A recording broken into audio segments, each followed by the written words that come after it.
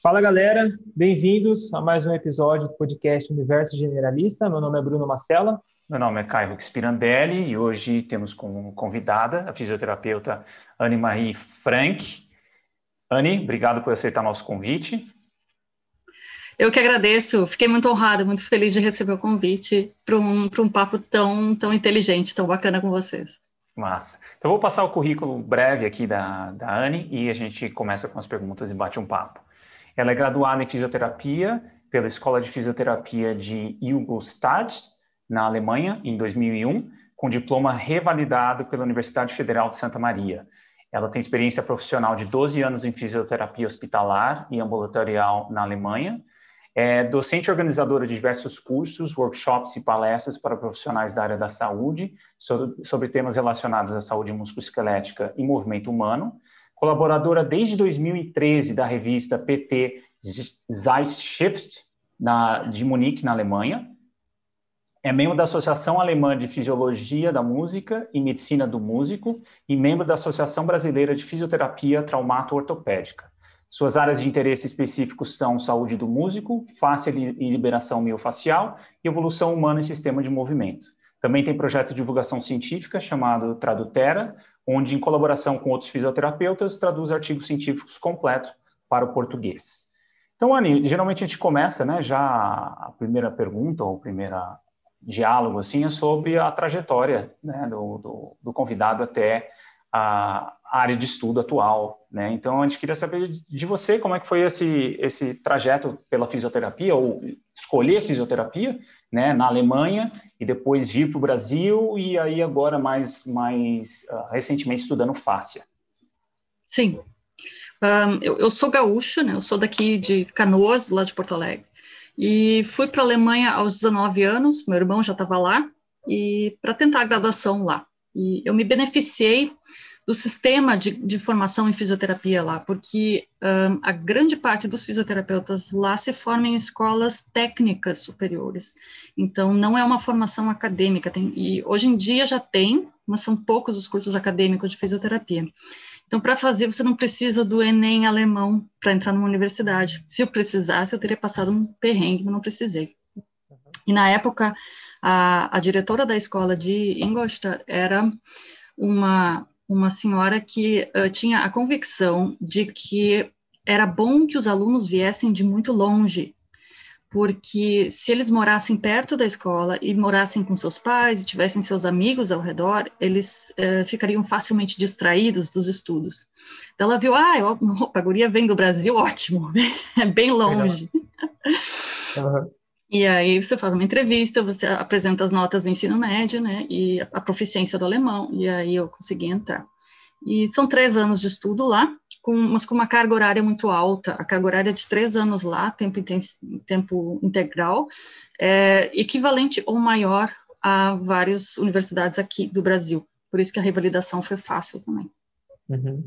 Fiz a graduação, logo em seguida fui admitida como membro do hospital, que ficava do lado da escola.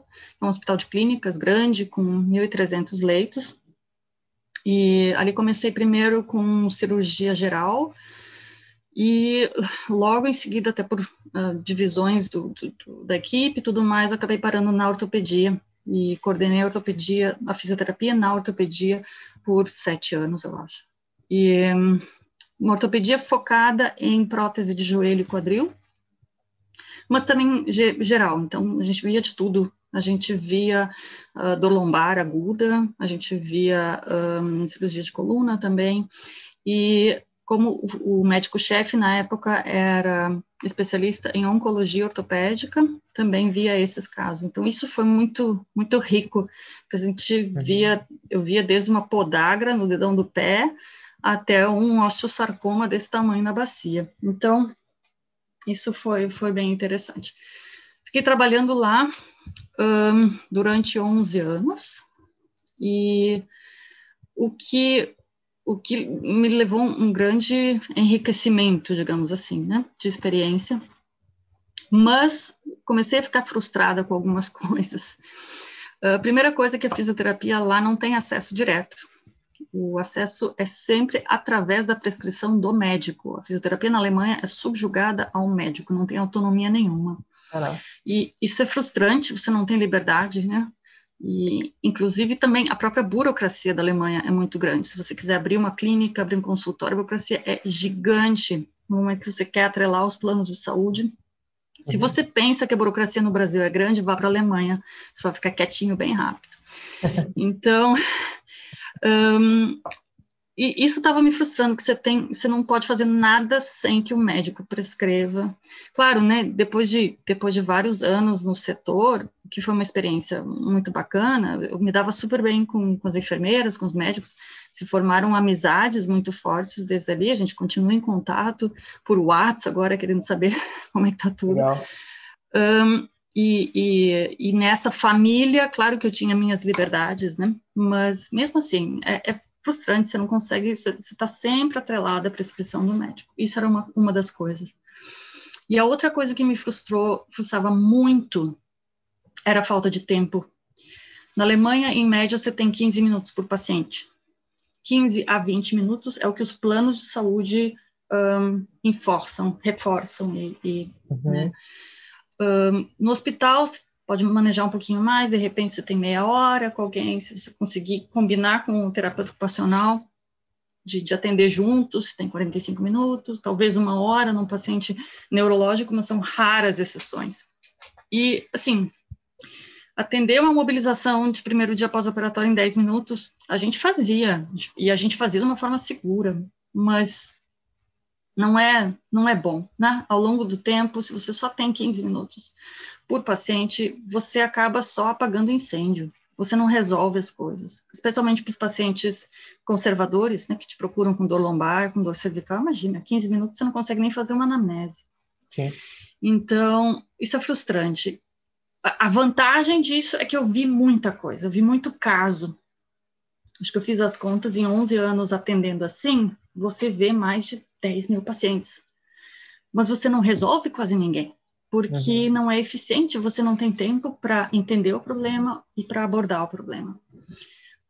Então, isso acabava me frustrando, até porque eu vinha para o Brasil nas férias e via colegas aqui atendendo,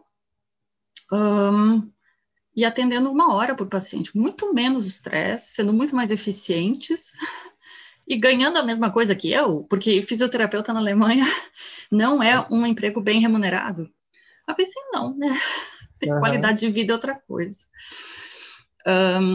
Mas esse é um problemão na Alemanha, falta de tempo. E, assim, eles parecem não entender isso, eles não investem nisso, eles continuam não investindo em mais mão de obra, eles têm uma crise grande, está faltando muito fisioterapeuta lá, e ninguém investe em ampliar os tempos com o paciente, ampliar a situação geral, eles parecem que não enxergam isso. Iane, só para um parênteses, é mais para a área ortopédica, porque seria uma indicação direta médica, ou isso também se estende para, por exemplo, a área da neuro, por exemplo, você necessita de mais tempo para o paciente, né? Lá também então, é esse mesmo protocolo? É o mesmo protocolo, geral? Sim. A neuro tem algumas situações especiais, sim. Se você pode justificar um tratamento por sendo Bobat, neuro, né, neurofuncional, alguma coisa assim, você tem 30 minutos a 35 minutos. Que também não é muita coisa, ainda mais para um paciente de neuro, que você precisa primeiro acomodar né, tudo mais. Meu Deus. E assim, 30 minutos do momento onde ele entra pela porta até onde ele sai da porta. Então, você tem que fazer tudo nesses 30 minutos. Você tem que mandar ele assinar o cartãozinho, você tem que mandar ele pagar o que tiver que pagar, você tem que despir e vestir ele de novo. Então, é frustrante, né? E aí depende também, o tempo que se tem, a prioridade que se tem, depende também do setor. E isso, especialmente nos últimos anos que eu tive lá, isso era uma coisa que não dá para, você não consegue atrelar isso a uma boa consciência. Que assim, a nossa médica-chefe do departamento disse especificamente para a gente, vocês vão primeiro atender a geriatria e a neuroreabilitação, e o resto fica tudo secundário, porque ele não dá dinheiro para o hospital. Então, dependendo da área, dependendo da remuneração de cada área, você pode despender mais tempo. E eu ficava frustradíssima, porque você vê o pessoal pneumológico, você vê o pessoal da ortopedia que precisa levantar, e você não tem tempo para atender esse pessoal, porque você recebe uma lista de manhã com 35, 40 pessoas, e aí você vê, tá, o que eu vou fazer, o que eu vou cancelar hoje, né? Uhum. Então, isso foi me frustrando cada vez mais, e isso, apesar de, como disse, os amigos eram ótimos, e eu gostava, a minha situação de moradia lá também era muito legal, mas foi me frustrando. E isso com outros fatores também, como o clima lá é pesado, o clima é depressivo, literalmente, porque você passa 6 meses no inverno, sem quase ver muito sol. E aí eu tomei a decisão de voltar para o Brasil em 2013, fui preparando isso, né? Voltei, fui acolhida pela fisioterapeuta da minha irmã, que tinha uma salinha sobrando no consultório, e continuo lá até hoje, uma convivência espetacular. E aí agora tenho meu pequeno consultório e 1h30 para avaliação, 1 hora para atendimento, bem melhor. Legal. Isso. E por que você escolheu fisioterapia, Anne? Mais ou menos foi por acaso. Eu não queria medicina. Eu não queria medicina porque me parecia muito estressante aquilo tudo. E eu realmente não tinha interesse nas áreas de medicina em si, mas eu toco piano, eu toco flauta doce, e como adolescente, até participei de concurso de piano em Santa Maria, tudo mais, mas eu desenvolvia muita sobrecarga, eu tinha tendinites, desenvolvi 2 tendinites de Kervan horrorosas. Isso me levou a fazer fisioterapia, e isso me levou a ter uma professora de piano que adaptou a minha técnica e que me fez conseguir tocar piano bem, depois, de novo, sem dor. E aí deu esse interesse. E por isso também eu sempre fiquei pensando em, olha, dá para usar a fisioterapia para atender músicos e para melhorar essa situação. Legal. Anne, caminhando já para entender e a gente debater um pouco mais da sua linha de pesquisa hoje, né, que seria a relação à face. Você conseguiria descrever para a gente o que seria a face, principalmente para o nosso público que não é da área da saúde, né? Sim. O que seria esse tecido em si? E até por que você decidiu estudar isso? Seria interessante. Isso, acabei deixando de fora isso. Então, por isso que eu acho que é importante saber que a graduação na Alemanha não é universitária, não é acadêmica em geral, porque na Alemanha, depois de formado, o que você faz? Como não tem o esquema de mestrado e doutorado, geralmente, à disposição, você faz cursinhos. Você vai fazendo curso, você vai angariando certificados. Tanto é que tem muito curso de certificado lá que é excelente hoje em dia já. Os cursos de terapia manual, por exemplo, eu fiz o certificado básico deles, mas foram, ao todo, eu acho que 7 semanas em tempo integral, com 2 provas, para o certificado básico de terapia manual Maitland. Né? Drenagem linfática, são 4 semanas, tempo integral, com prova no final. Você não aguenta mais ouvir falar de linfedema depois. E por aí. Então, esses cursinhos, que acabam sendo muito bons de vez em quando, você vai acumulando. E, claro, onde tem cursinho ruim também. Então, tem que deixar bem claro que a Alemanha, justamente por ser uma profissão não acadêmica, na maioria dos casos, é um mercado, é um circo de cursinhos.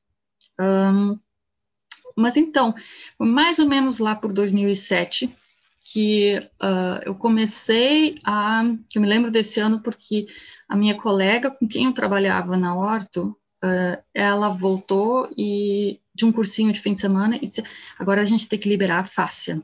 Agora, antes de fazer qualquer coisa, tem que liberar a fáscia. Se quer tratar uma fratura distal do rádio, você tem que liberar a membrana interóssea. Na época eu acreditei que dava para fazer isso.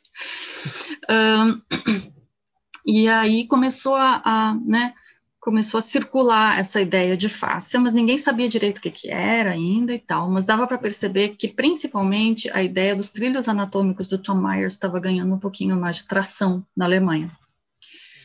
Aí chegou 2008, Olimpíadas de Pequim, e kinesiotape bombou. Começou a explodir o kinesiotape. Kinesiotape, para quem não sabe, é aquelas fitinhas coloridas, né? Que o pessoal põe no... As fitinhas coloridas, E exatamente. vários atletas então, apareceram, né? Nas Olimpíadas com ela. Exatamente. Na lombar, Aquela imagem, no braço, na cervical, exatamente. né? E aí essa foi a segunda onda, assim, né? Isso, das perfeito. modas, né? Começaram a surgir essas modas da fisioterapia, né? Isso. E tanto é que o hospital, na época, nos patrocinou um curso de fim de semana de kinesiotape. Curso horrível, horrível. Os instrutores eram toscos, não sabiam o que estava falando, o material era péssimo, era uma marca horrível que desfiava, deixava a pele vermelha, depois a gente saiu tudo, enfim. Mas alguma coisa, eu detestei o curso, mas eu pensei, deixa eu fazer mais um outro para ter uma segunda opinião para ver, tal. E aí eu acabei parando numa empresa que é uma empresa de tape de um ex-pupilo do Kenzo Kazi, que depois brigou com ele. E o material era melhor, porque ele conseguiu assegurar uma empresa de tape lá do Japão, que faz realmente o melhor tape que tem à disposição. E ele, talvez, por um pensamento mercadológico também, ele pensou, bom, tá bombando o tape, tá bombando fácil, vamos juntar os dois, vamos arranjar alguma explicação para isso, vamos juntar os dois que a gente vai vender melhor. Provavelmente foi isso. Mas ele acabou se dando bem porque ele desenvolveu a ideia de mecânica tecidual. E é assim que kinesiotape tem uma chance de funcionar. Então, o que eles faziam? Eles incorporavam na avaliação uma estratégia de modificação do sintoma, ou seja, você testava a direção do tecido antes de decidir aonde e o que colocar do tape. Então, não era aquela coisa padronizada, você tinha que testar. Ele deixava bem claro, se o teste não funcionou, não modifica a queixa do paciente, você não cola. E aquilo me impressionou, porque na prática funcionava melhor. Então, era um o pouco tape mais sofisticado, né, do que simplesmente você pegar um era mais fio, baseado na testagem, era quase já uma coisa um pouquinho mais científica, né? E enquanto que aquele tape padronizado geralzão não dava um resultado melhor do que o acaso, esse tape, com uma testagem de modificação do sintoma, ou preferência direcional, como se queira chamar, ele funcionava melhor, começava a dar 20%, talvez mais, de resultado. As pessoas realmente diziam, sim, funcionou assim, saiu melhor. Mesmo que seja pouco, mas assim eu comecei a me interessar mais por isso, até fiquei quase um ano acompanhando aquele pessoal dos cursos, fazendo uma monitoria ali, e assim eu acabei me interessando por essa parte da face. Aí começava a falar de tensegridade, aí começava o Robert Schleip também a dar os cursos dele, e falar, e ter os congressos internacionais de face, e foi por ali mesmo, 2010, 2011, que a face realmente começou a ter um alcance bem maior na Alemanha. Então eu acompanhei essa onda que a fáscia teve na Alemanha e na Europa, com tudo que veio junto, com tudo de bom, com tudo de ruim. E aí vim para o Brasil. E aí, depois de alguns anos no Brasil, eu comecei a ver, opa, a onda está vindo para cá. E você vê isso, se você for para o Google Trends, você vê que teve uma onda de interesse pela fáscia na Europa, e depois agora tem a onda de interesse aqui no Brasil. E por isso que eu acabei desenvolvendo também um curso e alguns conteúdos sobre isso, porque eu pensei, bom, tem talvez uma vantagem de uns 7, 8 anos de diferença aí dessa onda, que eu já consigo repassar para o pessoal, né? E dali a gente acaba tentando começar a filtrar um pouquinho mais, separar o joio do trigo. Tá. E aí, assim, entrando numa explanação mais direta do que é a fáscia, sim, e qual, assim, né, e qual que é, poderia dar um histórico também dela, em termos evolutivos, assim, né, da fáscia no organismo humano, e, enfim, a importância dela para o sistema musculoesquelético e tudo mais. Sim. Você basicamente fez a pergunta mais difícil no momento, porque é na definição que tem a maior briga, especialmente, né? se eu quiser explicar de uma forma bem simples, para qualquer leigo mesmo, eu digo que a fáscia é o branquinho da carne. Se você pegar um bife no açougue, o branquinho, aquilo é fáscia. É o envelope Então, é o que envelopa o músculo, assim, vamos dizer assim. Isso, né? exatamente. São aqueles tecidos branquinhos, ou seja, colagenosos, fibrosos, que envelopam o músculo, que conectam um órgão ao outro, ou que envelopam grupos musculares. E só que assim, essa definição não é muito precisa. Então, tem vários grupos dentro da osteopatia, dentro do Rolfing, dentro do pessoal que estuda o tecido conjuntivo, que não conseguem se unir em torno de uma definição. O melhor consenso que se tem até agora fala que é justamente isso, é uma camada que é dissecável, ou seja, de tecido mole, para separar isso um pouquinho do osso e da cartilagem, uma camada dissecável que une, que conecta, que separa ou que envelopa músculos e órgãos internos. Essa é a definição que tem mais consenso no momento. Mas aí você tem as outras definições que ficam brigando por aí. Tem gente que diz que fáscia é tudo, inclusive sangue. Tem uma briga se o tecido conjuntivo frouxo entra na fáscia ou não entra. Então está tudo muito vago. E eu acho que uma das brigas disso é que está se tentando reinventar a roda em alguns momentos, né? Porque muitos tentam dar uma definição para o que já tem definição. Porque tecido conjuntivo já tem nome, é tecido conjuntivo. Né? Sistema de movimento já tem nome, é sistema de movimento. Então, eu acho que a gente tem que saber exatamente o que a gente quer com essa definição e o que é redundante, né? Para que eu vou renomear alguma coisa.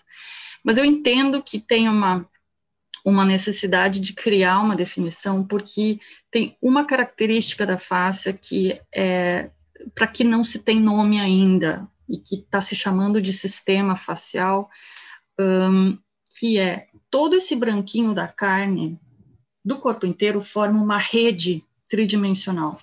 Então, se você pegar um corpo, tirar todo o músculo, tirar todas as vísceras, deixar só o branquinho, esse branquinho forma uma continuidade. É quase que uma colmeia, é uma rede em torno de todo o corpo, e que é capaz de transmitir tensão e fazer a conexão de tensão do corpo. E isso é fundamental para o nosso movimento. Então, é basicamente o nosso esqueleto mole, se você quiser definir assim, né? Então, a gente ainda precisa de uma definição para esse esqueleto, e eu acho que é isso que está mais difícil de encontrar. Mas é isso, é tecido mole, colagenoso, fibroso, que tem essa função de separar e que forma separar e envelopar, e que forma uma rede ao longo de todo o corpo, capaz de transmitir tensão, transmitir forças de um lado para o outro. Um exemplo é a nossa fáscia toracolombar, que é aquele branco que tem ali na nossa lombar, se você olha num atlas de anatomia, que transmite as forças do pé para o braço, né? Que transmite as forças da cintura escapular para a cintura pélvica na hora que a gente caminha, na hora que a gente corre. Isso é fundamental.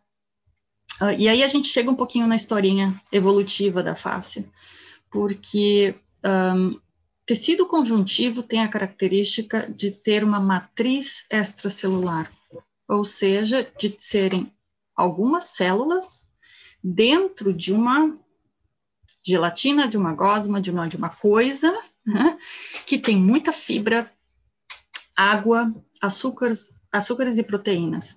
Essa é a matriz extracelular. E as origens da matriz extracelular são muito antigas. Basicamente, a primeira ideia que a gente tem de uma matriz extracelular vem de biofilmes bacterianos. Quando você pega uma colônia de bactérias e que estão juntas, você vê que elas têm meio que uma gosminha entre elas. Eles têm uma coisa, uma gororoba, que fica ali unindo essas bactérias. Essa gosma tem várias funções. Tem função de dar forma a essa colônia, de sustentar cargas, de se adaptar a cargas, de fazer a sinalização entre as bactérias, ou seja, transmitir mensagens bioquímicas, de proteger, né, e de também fazer troca de nutrientes ou metabólitos ali. Então, várias funções muito vitais, que são mais fáceis de resolver quando você tem uma gororoba que une células, né? E se a gente for perguntar a idade disso, você tem biofilmes bacterianos desde 3,4 bilhões de anos. Os estromatólitos, que são biofilmes bacterianos fossilizados, têm 3 bilhões de anos. Então, a ideia de uma matriz extracelular é extremamente antiga.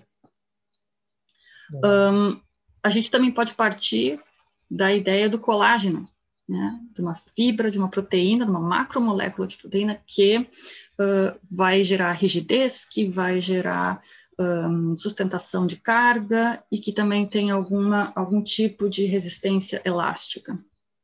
Colágeno é muito velho também, o nosso colágeno, a gente tem colágeno em comum com os poríferos, com as esponjas, e aí a gente está falando de 500 milhões de anos. Então, provavelmente algo entre 500 milhões e 1 bilhão de anos é o colágeno.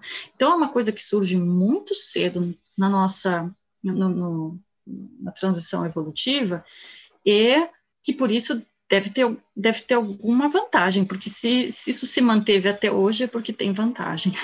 Sim. E eu entendo essa vantagem como, claro, essas funções todas de matriz extracelular, mas se a gente olhar especificamente para o colágeno e para o nosso movimento, a grande vantagem é lidar com forças sem gastar energia. Porque onde você está falando de colágeno, você está falando de elasticidade. Aí começa a questão da elasticidade. E elasticidade é você armazena uma energia cinética e devolve energia cinética, mas você não gasta nada. Em contrapartida, as proteínas motoras, por exemplo, miosina, a cinesina, essas proteínas que provocam o movimento, né, são as proteínas caminhantes, mas elas gastam ATP. Se a gente olhar para o músculo, ele gasta ATP, ele gasta energia. Então, eu acho que uma das grandes funções, um dos grandes macetes evolutivos de tecido conjuntivo, consequentemente de fáscia, está em promover movimentos sem gasto de energia, economizar energia, na verdade, né? De uma forma bastante antiga, mas sem esquecer dessas funções todas de matriz extracelular, de forma, de adequação de carga, de informação bioquímica e de sistema imunológico também. Então, fáscia tem todas essas funções. Mas em termos de movimento, a fáscia é o nosso economizador de energia. É interessante, né, Anny? Porque, assim, trazendo um pouquinho para a minha área, que é a corrida, mais específica, quando a gente pega estudos de anatomia comparada, fica muito visível, né, os primatas do velho mundo comparados a nós humanos, e a gente percebe, principalmente na anatomia da perna, o quanto a gente tem de ganho de tecido conjuntivo, né, de maiores tendões e fibras menores, né. Então, não é à toa que a gente tem essa capacidade também de corrida de longa distância tão efetivo, né? Exatamente. E é curioso porque eu estou no meu projeto de mestrado, a ideia nossa é trabalhar com avaliação de corredores africanos. E a última revisão que tem com esses atletas é que a grande diferencial deles, biomecânicos, com os atletas não africanos, é o tendão calcâneo deles, que é mais espesso e é mais longo, né? Talvez seja uma diferença, pode ser bem benéfica, né, do ponto de vista de performance estrutural, né, comparado aos outros atletas. Claro que tem outros mecanismos, né, viver na altitude, o próprio incentivo para a corrida deles é mais precoce, eles têm contato bem mais cedo com a corrida de longa distância comparado aos não africanos, mas esse estímulo precoce provavelmente também deve ter esse como consequência, né, esse tendão mais longo aí, que faz todo o diferencial numa economia de corrida. Exatamente, né? E assim, é isso, e eu preciso enfatizar que não é só a elasticidade linear, por exemplo, de um tendão calcâneo, mas é o fascínio do tecido conjuntivo denso não modelado é que as fibras vão para todo lugar. Então, você não tem só os tendões, os ligamentos, você tem justamente a fáscia do músculo, que é uma rede com fibras para todo lado e que distribuem as forças também lateralmente, que é uma grande vantagem. né? Então, ter essa capacidade também de adaptação de forças em todas as direções acaba gerando uma eficiência maior também, que é o que a gente perde quando a gente é muito sedentário. Se a gente não estimula esse sistema, as fibras não sabem para onde ir, elas deixam de ser tão eficientes. Legal. E, Anne, caminhando para a próxima pergunta, a gente está conversando aqui basicamente de ciência básica, vamos assim dizer, né? De entender como que funcionam esses mecanismos da face.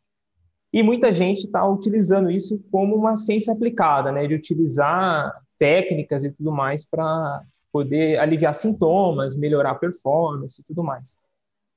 A gente gostaria de entender o porquê que as pessoas começaram a utilizar isso bastante como ciência aplicada, e qual foi esse boom aí que todo mundo começou a fazer liberação miofascial, todo mundo começou a andar com um rolinho embaixo do braço. Como que foi esse processo, principalmente aqui no Brasil, né? Vamos falar um pouco da nossa realidade. Sim.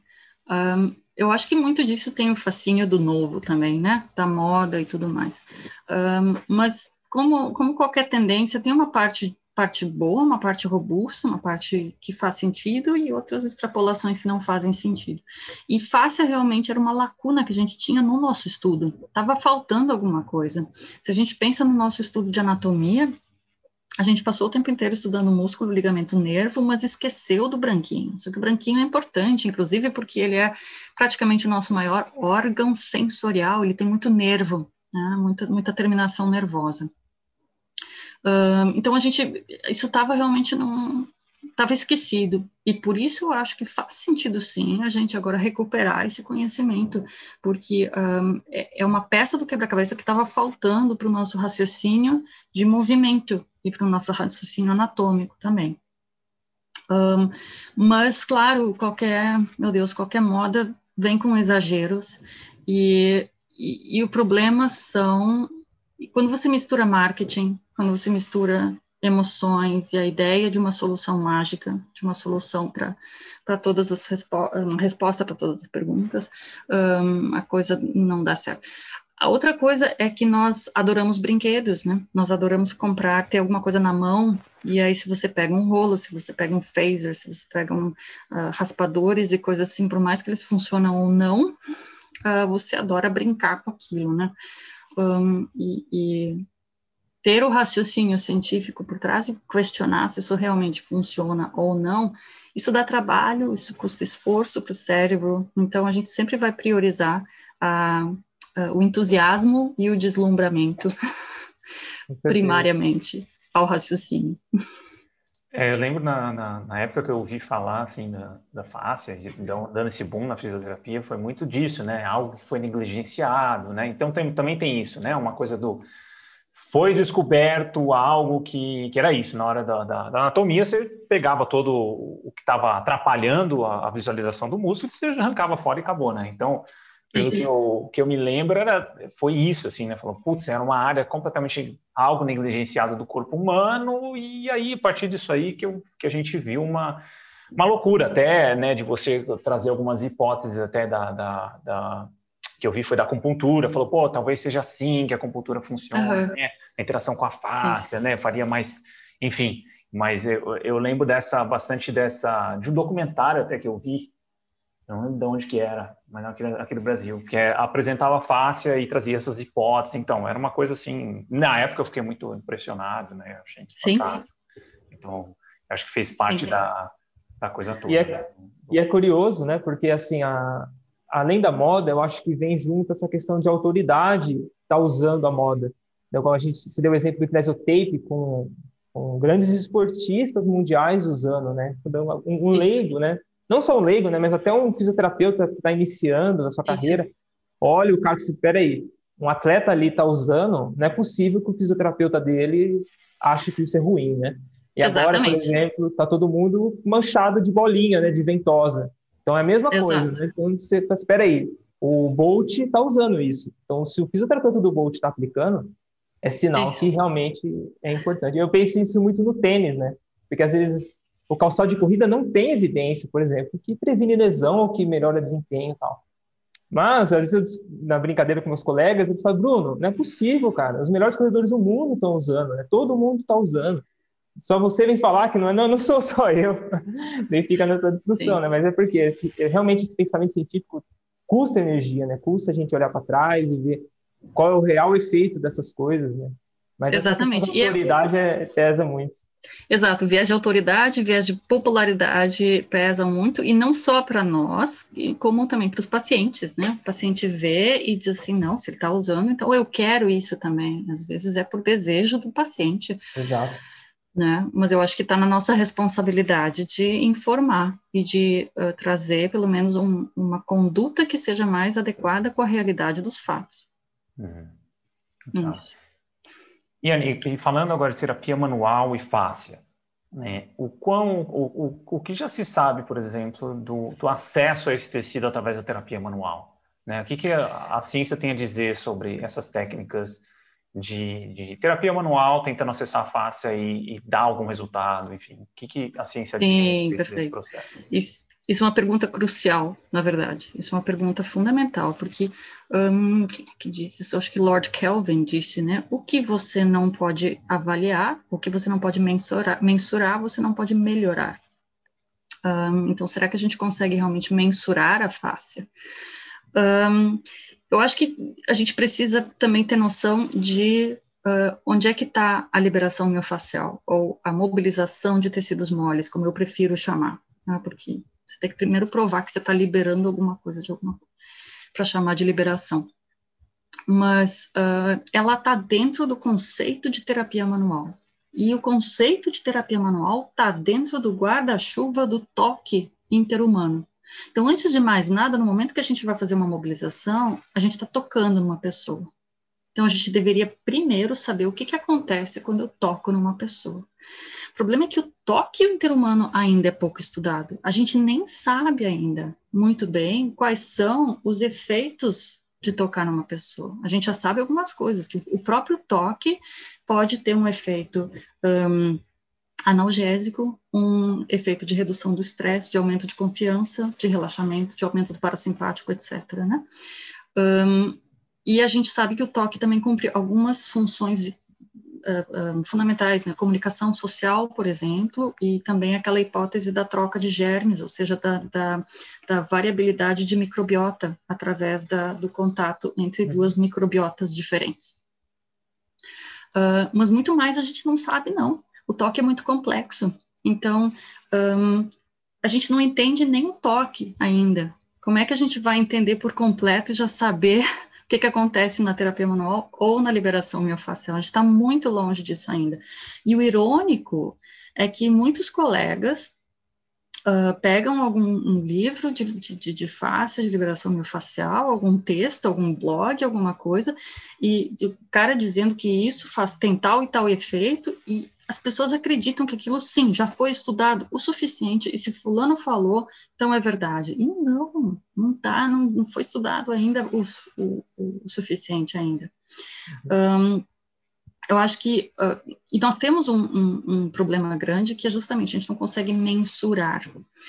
As capacidades de diagnóstico dentro de tecidos moles ainda são parcas demais. Como é que se avalia o estado de uma fáscia?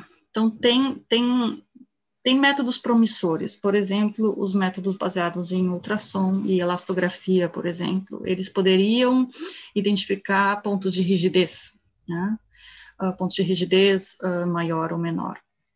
Existem outros métodos como PET scan, né, PET-CT e PET-NMR, ou seja, ressonância magnética com PET, onde você poderia usar marcadores biológicos, ou seja, identificar um pouquinho mais se tem um pH alterado, ou se tem a interleucina isso, ou citocina tal, ou alguma proteína aumentada, que poderia ser um sinal de que aquilo estivesse acontecendo no tecido. O problema é que o equipamento de um PET custa 3 milhões de euros, algo assim. Então, a gente está muito no começo ainda. A gente não tem capacidade ainda de descobrir, e todos esses métodos que tentam, em fases muito, muito baixinhas ainda. Tem outra possibilidade de você avaliar a face, que seria através da vascularização, tentar descobrir um pouquinho se tem mais circulação sanguínea ou menos, mais oxigênio ou menos no tecido. Mas isso é muito restrito, isso está muito restrito à pesquisa ainda. No momento, para a prática clínica, a gente tem ultrassom de imagem, e ele é muito, muito pouco confiável. Muito pouco, porque ele depende do avaliador. Se você inclina um pouquinho o probe, você já perdeu, você já tem uma outra imagem totalmente diferente. E a gente não tem padrões ainda, a gente não tem um atlas de ultrassom para saber o que é normal, o que não é normal. Né? Então, se você vê uma face mais ondulada aqui, ou uma face mais reta ali, onde é que você vai saber se isso é normal, se isso é normal? Então, a gente não tem padronização, a gente não tem confiabilidade e reprodutibilidade suficiente nos métodos diagnósticos de tecidos moles até agora. Ponto final. E isso é o que também acaba deixando todo mundo muito frustrado, né? Porque os pacientes dizem, mas na ressonância magnética não apareceu, o médico não sabe o que eu tenho, meu Deus, né? Mas é porque a gente realmente não tem como ver ainda. O que a gente tem é um padrão clínico, esse é o melhor que a gente tem. Sem falar da palpação, né? Porque a palpação é uma das coisas mais vagas que tem, você pode palpar o que você quiser, a não ser que seja muito bem treinado para alguma coisa, mas em termos de face é difícil. Então, não tem como a gente reconhecer bem o que está acontecendo na face. Em termos de cicatrizes, talvez, porque cicatrizes ficam na superfície, você consegue ver a reação dali. Mas em faces profundas, o risco de você estar confundindo com outra coisa, de você estar palpando o que você acha que está palpando, mas não é, que é a pareidolia palpatória, basicamente, o risco é muito grande. Então, existe essa ideia de que eu estou conseguindo avaliar, que eu estou conseguindo tratar a face. Você tem a intenção, mas você não pode garantir, não tem como provar muito bem que você está fazendo, o que você pensa que está fazendo. Né? Não que essas técnicas todas não tenham efeito, né? Se a gente falar de efeito agora ao invés de mecanismo, se você põe a mão no paciente e faz alguma coisa, você tem um efeito, você tem o efeito do toque e você vai fazer alguma coisa inespecífica, você vai imobilizar o tecido, mas é muito difícil especificar exatamente o que está acontecendo e ainda mais quantificar o que está acontecendo. Então, é muito arriscado e eu sugeriria, se você tem alguém que diz saber exatamente o que se passa na hora de fazer uma manipulação, saia correndo, que ele muito provavelmente está errado. Só para acrescentar, quer falar? Fala, Bruno, fala, Ana. Não, para acrescentar, porque eu tenho formação completa de osteopatia, né? Então... Opa, isso. Então... ai. Não, mas isso é muito interessante, porque depois que eu me formei, eu fui me aprofundar no conhecimento científico, né, na filosofia da ciência, na metodologia científica. E a terapia no manual como um todo, ela negligencia a importância de testes, né? E a gente não tem testes eficazes. Isso a gente pode falar para tudo na ciência. Como você vai aplicar alguma coisa, sendo que você não sabe afirmar se aquilo está certo ou errado, né? Patológico ou não patológico. Vamos pegar o exemplo da COVID, por exemplo. O teste que você faz hoje, você tem probabilidade de dar um teste falso positivo, né? E um falso negativo também. Isso. Então, todos os testes são isso. E na fisioterapia, principalmente na terapia manual, esses tipos de testes, a qualidade científica desses testes são muito baixas, né? E acrescenta ainda mais esse, como você deu um exemplo muito legal, né? Desse guarda-chuva enorme que é o toque, que é a intenção sua, que é a intenção do paciente em receber. Então, é um mundo de acasos, né, e de vieses, de variáveis, que é quase impossível de você controlar no ambiente clínico, né, se você não tem pelo menos um delineamento de pesquisa já bem qualificado para te trazer alguma noção. Perfeito. Deixa eu entrar aqui também, porque tem uma coisa fundamental. Então, exatamente, terapias manuais são uma intervenção tão complexa, tão cheia de variáveis e confundidores, que você tem que ter um mínimo de padronização. E até esse mínimo está faltando. Se você pegar estudos de liberação miofacial, eles não descrevem adequadamente o que eles estão fazendo. E se você não tem uma padronização de descrever uma técnica que é tão complexa, ou seja, dizer exatamente onde você está apertando, com que força que você está apertando, em qual direção que você está apertando, por quanto tempo você está apertando, né? Se você não está descrevendo isso adequadamente, como é que outra pessoa vai reproduzir? Então, se a gente fala de estudos de liberação miofascial hoje em dia, você está falando de um circo onde cada estudo faz uma coisa diferente e a gente não consegue identificar. Então, precisaria primeiro ter uma padronização, a exemplo do que já tem com exercícios. Com exercícios já tem o CERT, que é uma checklist de padronização de descrição do protocolo de exercício num estudo. Então, precisa ter essa padronização primeiro. E aí a gente pode começar a comparar as coisas. Perfeito. Legal. Sim.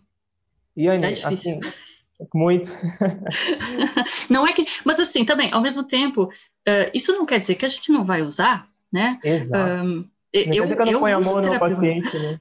É óbvio que eu ponho a mão no paciente. É toque, também. Gente, sabe?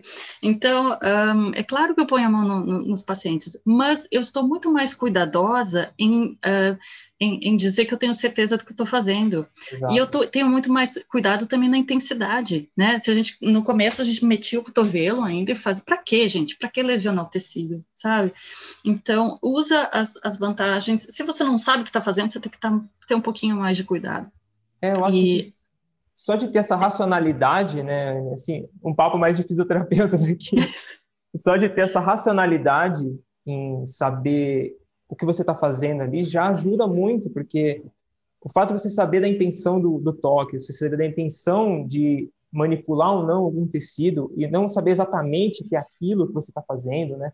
E a resposta do paciente pode ser uma resposta puramente do afeto que ele teve por você, ou foi o tempo que melhorou, né? Só foi o tempo mesmo que deu essa melhora. Então, o fato de você ter um raciocínio mais racional, não de um raciocínio baseado em evidência, né, mas um raciocínio mais racional da sua prática clínica, te traz uma segurança maior, né? Pra muito maior. Não fazer nada, né, e ficar à mercê de evidências, ou você não falar que você pode fazer tudo, né? Então, a gente está nesse... Exatamente. E não só mais segurança, você fica mais seguro, você fica mais tranquilo, mas também mais eficiência, mais economia. Porque eu me lembro quando eu estava na Alemanha, o que a gente fazia com 15 minutos? Se você não tem... 15 minutos não te dão o tempo de resolver o problema, de querer avaliar e não sei o quê. O que você faz? Você usa massagem, né? Você põe a mão e faz qualquer coisa. E aí você saía do dia... Quando você não quer pensar, você põe a mão e faz qualquer coisa. Era basicamente assim. E aí você saía de um dia de atendimento e as mãos estavam assim, caindo dos seus braços, porque é muito esforço. Quando você começa a entender o que é o efeito de um toque e o que está por trás e o que não está por trás, você começa a decidir melhor em quais pacientes você usa o seu valioso poder das mãos, né?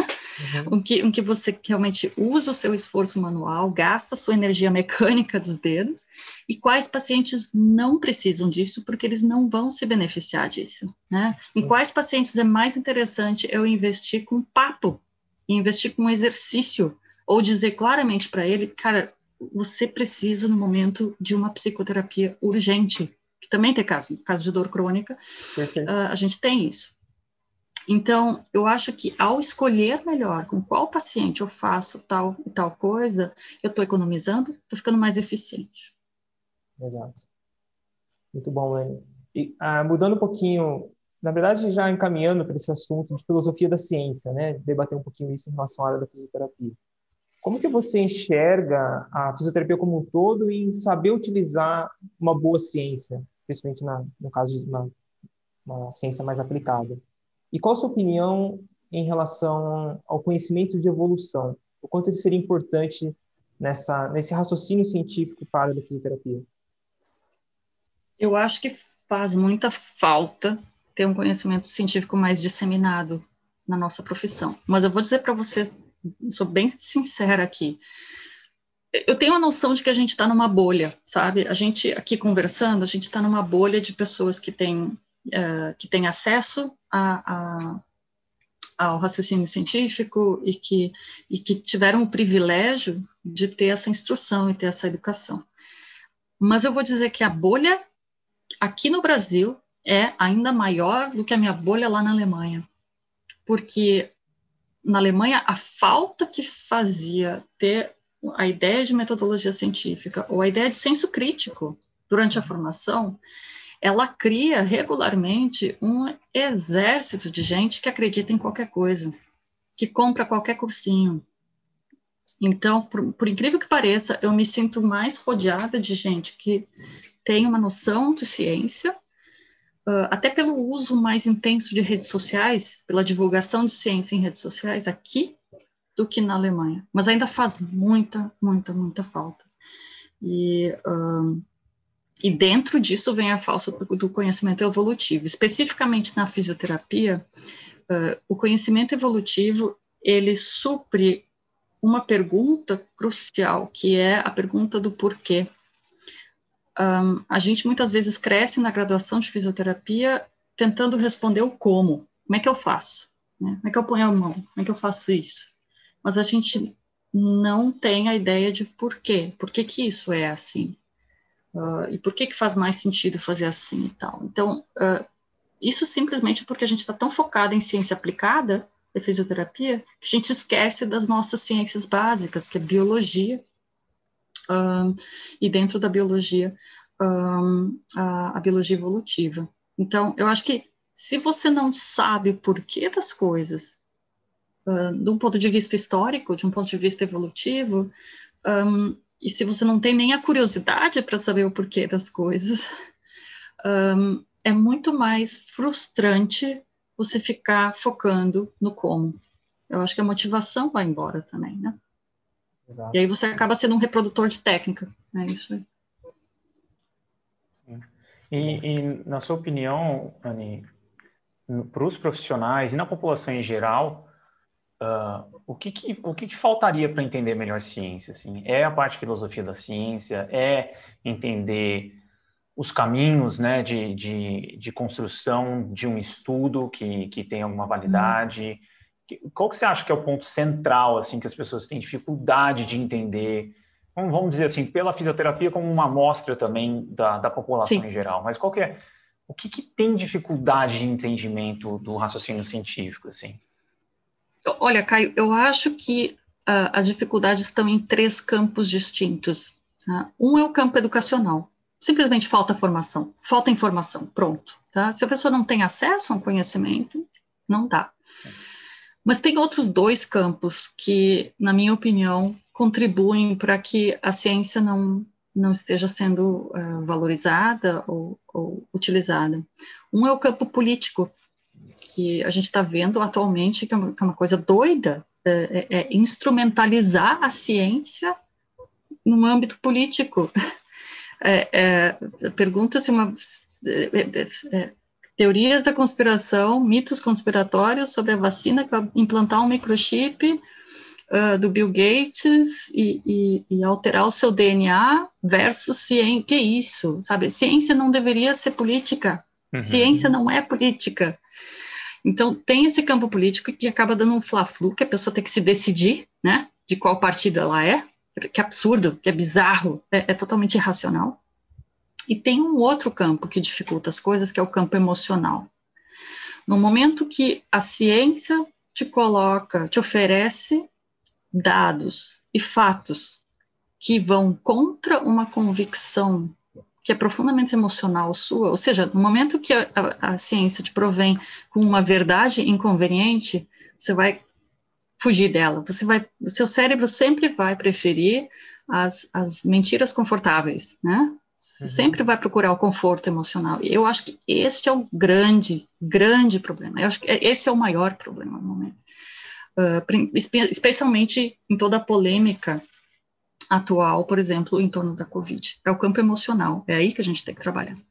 Tem pessoas que estão vulneráveis demais, que têm medo demais, que têm ansiedade demais, que têm frustrações demais, e que, por isso, preferem mentiras, preferem fraudes, preferem dados que não correspondem à verdade, a uma coisa que precisaria que elas trabalhassem na sua opinião. Então, acho que é isso que acaba sendo uma barreira. Mas o campo educacional é gigante, claro. Com certeza. Anny, você já falou um pouquinho disso, mas o que você enxerga assim, em relação a essa divulgação científica, né? Entender ciência? As barreiras comparado à Alemanha e o Brasil, é muito diferente ou só mudou um pouco essa bolha um pouquinho maior e menor? Sim, eu acho que é bem parecido. Com a diferença, se eu for fazer uma alusão a esses campos de novo, de que o campo educacional na Alemanha é muito melhor. Tá? Lá você tem um grau de instrução muito melhor. Em todo mundo, as pessoas têm acesso ao conhecimento e basicamente todo mundo teve uma formação escolar que teve um bom grau de fundamento de conhecimento e de acesso a tudo que você quer saber e quer descobrir, né?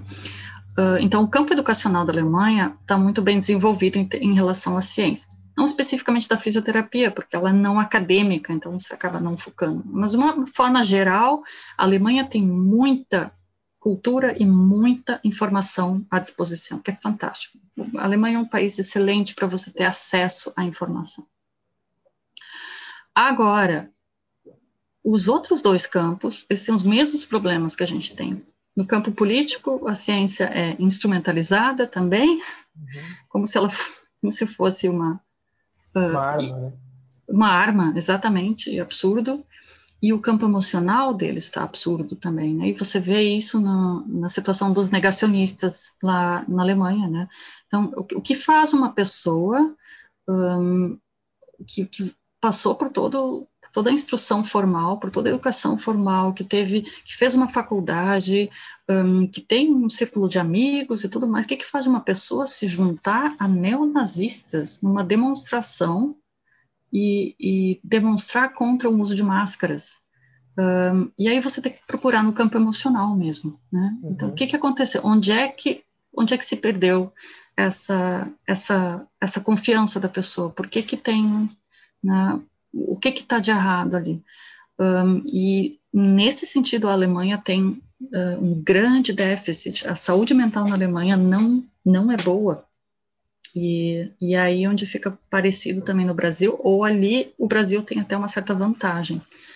Então, o índice de depressão, de suicídio na Alemanha é gigante, e talvez isso explique um pouquinho também daí outras dificuldades que eles têm. Mas eu acho que, assim, não tem como a gente separar o nosso cérebro entre o racional e o emocional. O emocional está ali, nosso campo afetivo, o inconsciente, nossos medos e desejos, eles dominam o cenário. E a nossa cognição, nosso racional é só a casquinha ao redor. Por isso, eu acho que isso acaba afetando tanto o discernimento e a procura por aquilo que realmente está, o questionamento das coisas, né? Assim, ironicamente, para usar esse exemplo de novo, esse pessoal que vai numa demonstração e vai demonstrar contra vacinas e contra o uso de máscaras e contra medidas sanitárias, eles argumentam que, assim, nós estamos tendo um senso crítico, né? Nós somos aqueles que pensam e estão tendo um senso crítico. Tá, só que você não está questionando a si mesmo. E no momento que você diz que você quer usar o senso crítico, você tem que usar o senso crítico na geral, com você mesmo também. Você tem que, na fisioterapia também, você tem que se questionar o tempo inteiro. Tô certo ou tô errado? Tô certo ou tô errado? O que acontece se eu estiver errada? Né? Então, é um senso crítico meio seletivo desse pessoal. E é porque eles só estão tentando justificar o seu conforto emocional. Isso é lastimável. Na verdade, é assustador o que está acontecendo. Isso expõe a fragilidade, expõe a vulnerabilidade de tantas pessoas. Eu fico muito triste com isso. Precisa trabalhar nisso. É muito boa a explicação desses três pilares, acho que faz muito sentido, assim, pra gente poder... Talvez tenha mais do que isso, né? Sim, com certeza, mas acho que dá um bom resumo, assim, pra gente entender o cenário da fisioterapia, o cenário da Covid. Sim, e assim, eu acho que não adianta, por isso que não adianta, ou por isso que não dá só resultado divulgar a ciência, informar. Você tem que entender o que está passando no emocional das pessoas, né? E que talvez muitas pessoas tenham dificuldades em aceitar ou incorporar dados, ou incorporar a realidade, né? Incorporar a realidade quando essa parece amedrontadora, parece ameaçadora ao seu estado de espírito. Isso, então a gente tem que entender a fragilidade das pessoas para conseguir entender por que tem um conflito tão grande com o conhecimento. Interessante. Muito bom. É difícil. Tem muita reflexão. Pesado, nisso, né? É pesado. Devia tá. Mas, Dani, É um dilema nosso. Eu vou adicionar uma pergunta, tá? Que olhando o teu currículo me surgiu algumas perguntas, então eu vou adicionar Sim, por uma na favor. lista, tá? Claro. Quando o senhor trabalha com músicos, né? Meu irmão é músico profissional, enfim. Legal. Tem um monte de amigos aí por tabela nesse universo. E o que é mais comum, assim, ou qual o tipo vamos dizer assim, de consequência de um uso extensivo de um instrumento, vamos dizer assim, que nem um violão, até usando um raciocínio evolutivo, certo? A gente não foi, né, construir assim, a nossa estrutura musculoesquelética não está adaptada para ficar tocando o dia inteiro um violão, né? Qual tipo de trabalho assim é feito com músicos na área da fisioterapia que você indicaria? Eu não sei, é a questão postural ou é a questão de variabilidade de movimento quando não se está usando um instrumento? O que você pode indicar para esse pessoal? Perfeito, você já foi para esse tema. É isso, e é isso mesmo. Terapeuta tem muita pessoa aí. Então, exatamente. Mas aí é que está. Sim, o corpo certamente. Instrumentos musicais são um aditivo cultural, né, na nossa evolução. A gente não é biologicamente selecionado para tocar um instrumento, mas o corpo humano é extremamente adaptável, especialmente quando você começa cedo com um instrumento. Então, você consegue tocar tranquilamente um instrumento e ser muito resistente e você treina o seu corpo a fazer isso. Então, quem toca violino, por exemplo, por 20, 30 anos, está perfeitamente adaptado ao violino, tá de boas. O problema não vai ser o violino, não vai ser o violão. Quando tem conflitos biomecânicos, tá, que provavelmente é em paralelo com a corrida também, quando realmente alguém tem, por exemplo, como eu, uma amplitude entre dedos extremamente ruim ou muito fechada para um repertório virtuosístico do piano, isso aparece muito cedo. Isso aparece quando criança. A criança perde interesse. Né? Perde interesse, começa a aparecer tendinite, alguma coisa. Né? Então, ali já seleciona mais ou menos. Se a sua biomecânica está adaptada ao instrumento, você vai tocar o instrumento tranquilamente até mais. Bom, aí tudo bem. E aí entram os outros fatores. E os outros fatores são sedentarismo, exatamente, ou seja, a falta de variação de movimento, que é extremamente comum nos músicos, às vezes também por causa de uma noção que eles têm de que, nossa, músico tem que cuidar com as mãos, né, tem que cuidar com os dedos, não pode fazer...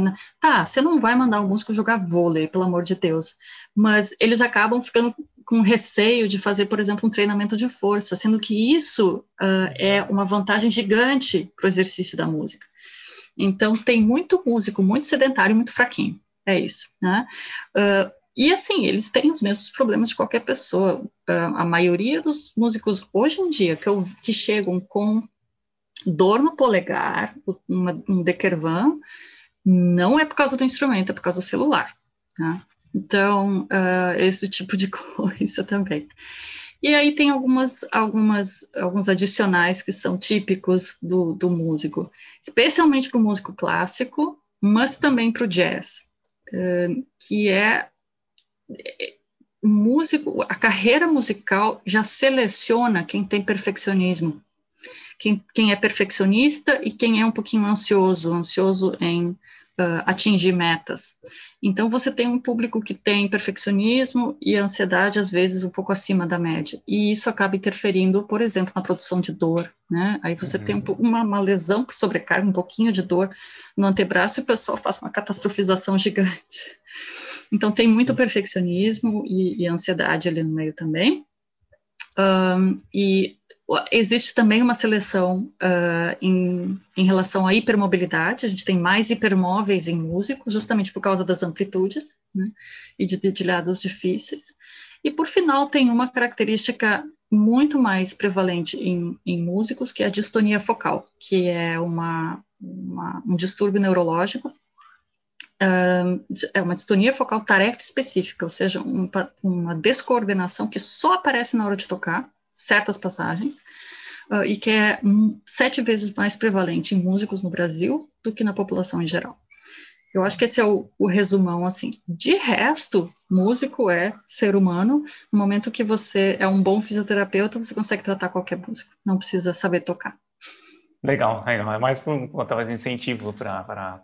Que meu irmão acho que perguntou uma época, recentemente perguntou para mim alguma coisa, né? Pessoal da fisioterapia, o que tem e tal, né? Aí eu passei algumas coisinhas que eu tinha achado, mas eu nunca tinha perguntado. Aí eu falei, pô, a Anne trabalha com isso, deixa eu aproveitar e fazer a pergunta para ela. Mas é isso, então é variabilidade de movimento, né? Porque eu acho que é sempre essa mesma coisa que eu puxo muito isso com o colchão, né? Que o pessoal fala, o colchão tá destruindo minhas costas. Eu falo, pô, você faz coisa o dia inteiro, né? E aí é hora de dormir que o problema é o colchão. Né? Então, eu acho que o instrumento também, por mais que tenha uma prática constante, né? Eu acho que variabilidade de movimento pode ser algo que... E outra coisa, em paralelo, de novo, com o esporte, porque, na verdade, a gente está falando de carga de treino, né? Então, a mesma coisa do esporte. Se você exagera, você vai pagar. Exato. Exato. E, Anne, para finalizar, a gente queria abrir espaço para você divulgar os seus canais também, né? Ou você indicar materiais, livros a respeito de fáscia, ou a respeito até de fisioterapia na música, enfim, está aberto o canal para você. Sim, então, muito obrigada pela oportunidade, e eu mesmo estou trabalhando, tentando conseguir conciliar tudo na pandemia aqui, mas tentando montar um curso online sobre fáscia, já que não vai ter mais o presencial, que eu espero que saia até final de março do ano que vem. Vai sair, é um curso online com 24, 25 capítulos pequenos, sobre tudo que tem a ver com fáscia, tecido conjuntivo, em relação à ciência básica e um pouquinho também da ciência aplicada. Isso para março de 2021, mais ou menos, né? Porque esse episódio vai ao ar em 2021. Então, março deste ano. Exatamente. Março deste ano, exatamente. Pelo menos eu espero conseguir isso, porque a pandemia parece que está fazendo todos nós trabalhar o triplo do tempo e ganhar 20% do que estava ganhando. Mas tudo bem. E, enfim, tem isso. Em termos de livro, quem se interessa por fáscia, os trilhos anatômicos do Tom Myers, o livro dos trilhos anatômicos, embora se tenha que ter cuidado para não extrapolar demais para a prática clínica, a base, a introdução dele sobre fáscia é muito legal e é muito bem embasada. E os próprios trilhos anatômicos. Hoje tem evidência que os trilhos, como ele descreveu, não são bem corretos em relação com a evidência. Então, existe evidência boa para 3 ou 4 trilhos, e os outros são um pouquinho diferentes do que ele descreveu ali. Mas a ideia que ele dá de transmissão de força é muito bacana. Por isso que o livro do Tom Myers, de trilhos anatômicos, é uma excelente introdução ao assunto. A partir daí, procura por estudos, procura por artigos, por textos, com o senso crítico ligado lá em cima, tá? Porque tem que realmente, tá acontecendo, está sendo divulgada muita coisa que não tem embasamento. Tem muita coisa legal, mas muita coisa também que não tem embasamento, e por isso que tem que ter cuidado com isso. E em relação ao, justamente, divulgação científica, quero deixar aqui ainda o outro projeto que é o Tradutera, que a gente lançou agora em outubro, que é um canal de divulgação de artigos traduzidos para o português. A gente estava sentindo falta de algum serviço que traduzisse artigos inteiros, ao invés de resenhas, e a gente resolveu fazer isso através do financiamento coletivo. Você paga R$6 por mês, que é o preço de um café, e você ganha tudo que a gente traduzir naquele mês. A quantidade de conteúdo depende da quantidade de apoiadores. Então, quanto mais gente tiver, mais tempo a gente consegue se dedicar, mais conteúdo a gente traduz o artigo inteiro, tabelas, gráficos, tudo. Então, a pessoa fica com o conteúdo cru, como ele está ali, a ciência com seus dados crus, e ela mesma pode interpretar e pode treinar o seu senso, o seu raciocínio científico a partir do material. Porque a barreira da compreensão do inglês ainda é muito grande no Brasil, muito, muito grande. Então, essa é a ideia. A gente tem um canal no Instagram, que é Tradutera, muito fácil de achar, e ali estão todas as informações. Vamos deixar tudo aí na descrição do episódio também, todos os links. Perfeito. Muito obrigada. Então, muito obrigada mais uma vez. Eu quero parabenizar vocês pelo conteúdo incrível que vocês estão produzindo. O nível é altíssimo e desejo muito sucesso. Vou divulgar aqui também, mas é fantástico. São conversas extremamente enriquecedoras. Valeu, Anny. Obrigado. Obrigado. Foi muito bom. Um prazer ter você aqui com a gente. Prazer, faz um tempo já que a gente conversa, te chama Anny, agora Sim. No final do ano vamos, que bom. Vamos Okay. acelerar. Mas é isso, pessoal. Obrigadão aí por ouvir a gente até aqui e até a próxima. Valeu, um abraço.